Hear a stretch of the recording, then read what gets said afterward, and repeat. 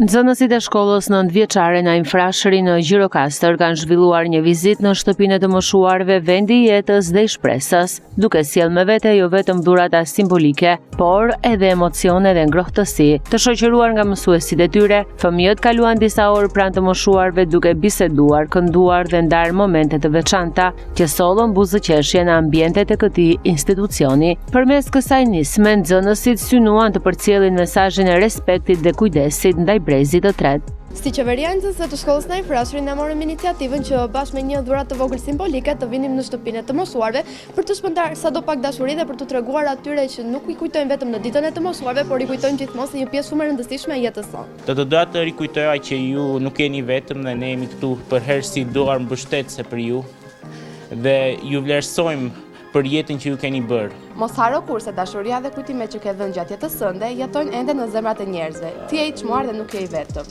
Qeveriancësve në Infrashëri. Ky aktivitet u vlerësua edhe nga stafi i qendrës, i cili theksoi rëndësinë e ndërveprimeve të tilla për mirëqenien emocionale të moshuarve.